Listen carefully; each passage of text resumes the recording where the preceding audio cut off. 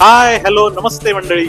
आज आपण आलेलो आहे सुरवंट या नाटकातील कलाकारांची मुलाखत घ्यायला. तर मी आज सरिता या कॅरेक्टरची मुलाखत घेणार आहे.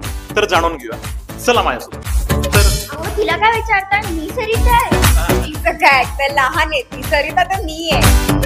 काय मी सरिता आहे? पण मी सरिता आहे ना. मी सांगते ना मी सरिता. मी सांगते ना की मी सरिता आहे. मी सरिता आहे ना. आता पण मी बोलतेय ना की मी सरिता आहे. पण मी सरिता आहे.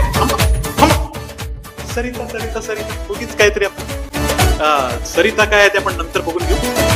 बरं तू प्रश्नच जाऊ दे, आपण पुढच्या प्रश्नाकडे जाऊ.